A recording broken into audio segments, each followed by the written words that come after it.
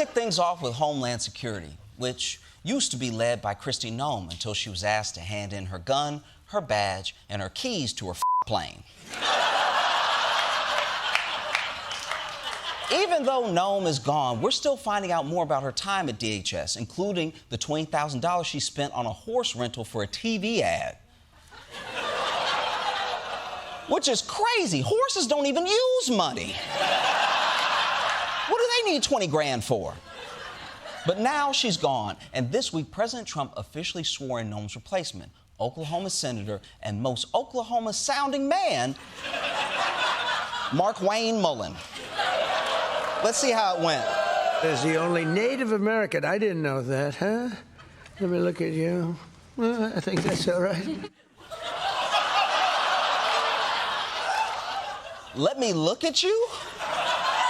Let me look at you feels like racist T-ball. Like, stay right there, be still, I'm about to knock this out of the park. I mean, maybe Trump was just excited because he thinks Markwayne might be one of the Village People. But here's something I noticed.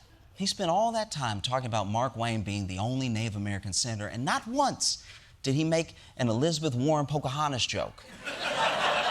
That never would have happened 5 years ago, which means he's either getting less racist or he has dementia.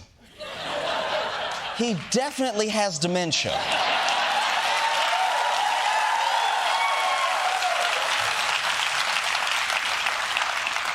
But let's move on to Dr. Oz, Trump's head of Medicare and Medicaid, and guy at the urinal next to you saying your pee should be clearer.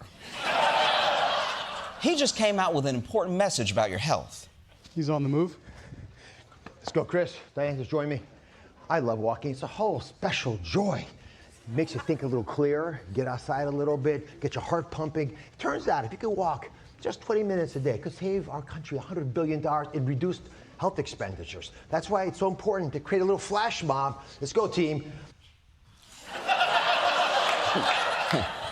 This is what happens when you try to do one of those Jennifer Hudson spirit tunnels, but you only have white people.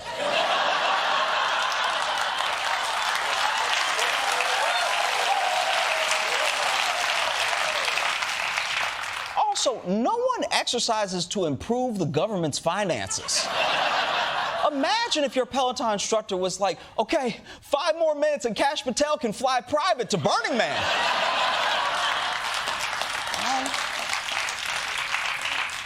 But are we really advertising walking? Isn't that like a basic biological activity?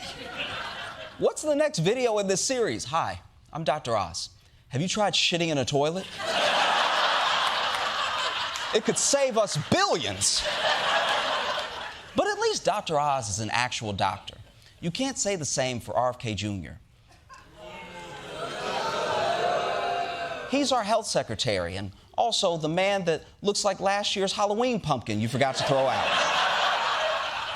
If you questioned his judgment after those stories came out about him taking home dead whales and dead bears, I have great news.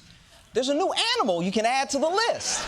The New York Post reports that in a 2001 diary entry, Robert F. Kennedy Jr. wrote about cutting off the penis of a road-killed raccoon while his kids waited patiently in the car so that he could examine it later.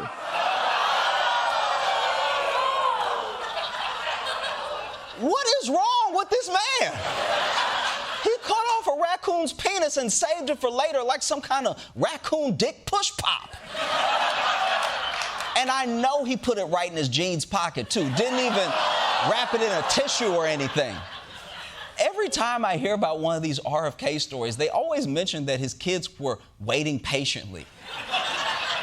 Which means RFK just doesn't know the difference between patience and horror.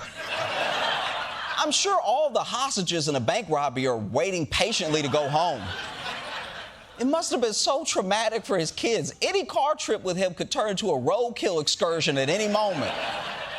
When he asks his kids if they want to go run errands with him, they must be like, can't you just beat us?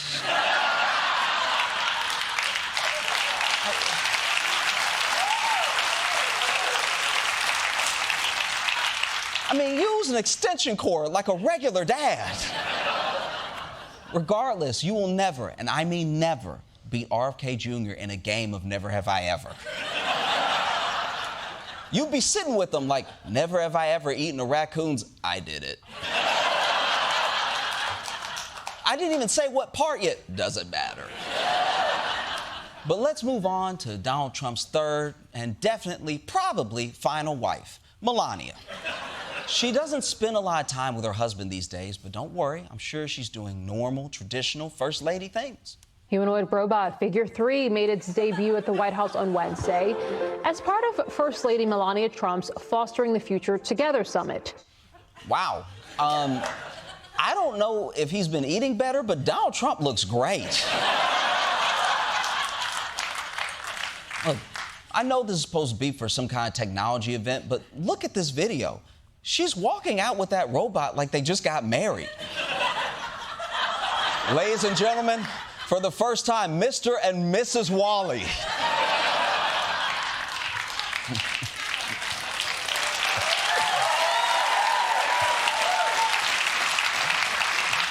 And by the way, I like how Melania is flexing on that robot with her walk. Like, she's got a whole runway walk going while that robot is just doing the Biden shuffle. But anyway, after that weird entrance, it was time to get down to business. So Melania let the robot approach the table and take a seat so they could... Wait, robot, where are you going? Robot, come back. Don't go in that room. All our secrets are in that room. But the robot eventually found its way back to the front of the room, and it was time to see what this Terminator had to say.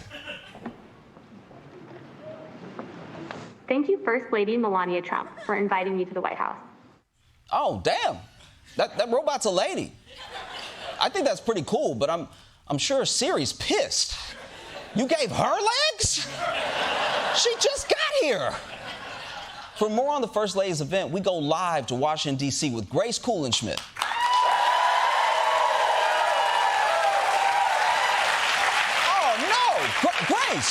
Grace, what happened?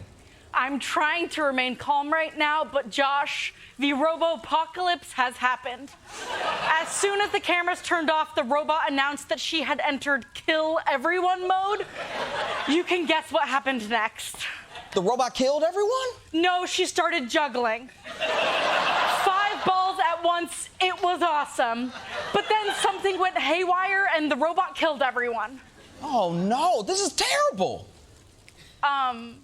Why is it terrible? Because the robot is a woman? What? No, wait. No, it's because she's taken over humanity. You'd hate that, wouldn't you, John? God forbid a woman is in charge. We can't have a robot apocalypse led by a girl. What if they get their period in the middle of it? That's what you sound like. This has nothing to do with women. And robots don't even have periods. Oh, okay. So I guess every woman/robot in menopause isn't a woman. I see you, Josh. I see you. No.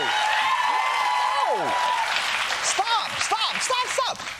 Can we get back to the robot apocalypse? Is Melania okay? Yes. But it was close. The robot almost got Melania, but I jumped in and saved her. You fought the robot? That's amazing. Oh, I bet you'd love to watch that, huh? 2 ladies catfighting girl on girl, one with no clothes on, just a smooth, hairless body with a teeny tiny waist like pow. The other, manic pixie dream girl, hair everywhere, the banging body that don't quit. I don't even want to know what that mental image is doing to you under that desk, you sick perv!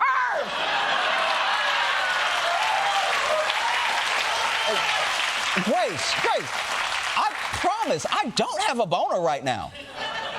Right, because strong women make you shrink. No, that's not... What? Listen, can you just tell us if the U.S. government has collapsed? Luckily, no. Our officials have left the city and are running the government from a bunker in rural Virginia. Oh, okay. Well, I guess they'll be safe outside the city. Why? Josh, I swear to God, if you're saying that it's because lady robots can't drive... No. No, it's because robots can't drive. But if robots could drive, I'm sure she could drive, and she could enslave humanity just as good as any male robot, because she's gonna stand in her power and reclaiming her time and leaning in and girl bossing her way to the top, because nevertheless she persisted, because this is her fight song and you're gonna hear her roar.